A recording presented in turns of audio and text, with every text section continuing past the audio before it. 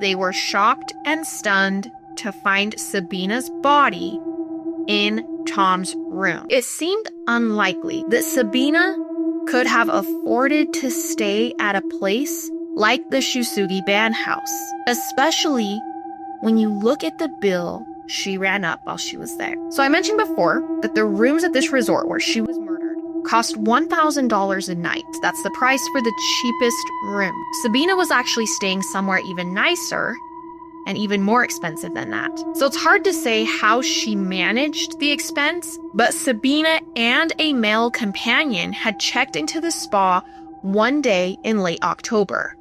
And then on October 28th, the same day when Tom took that bizarre, tense 4-hour Uber ride, a staff member had let themselves into Sabina's room at 12:30 p.m. They probably expected it to be empty because Tom had already checked out hours before. Instead, they were shocked and stunned to find Sabina's body in Tom's room. She was already dead and had been for hours.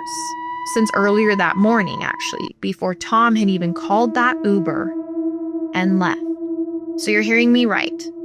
Tom has Sabina dead in his room. He then calls an Uber and leaves. And then this journalist gets in an Uber to head to the place of the murder and ends up getting the same Uber driver as the Uber driver who drove the man who checked out of the room Sabina was found in.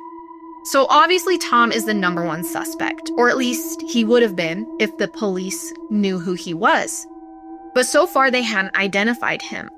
For the first 24 hours or so after Sabina's body was found, investigators swarmed over the spa looking for clues, talking to witnesses, but they hadn't generated any leads yet.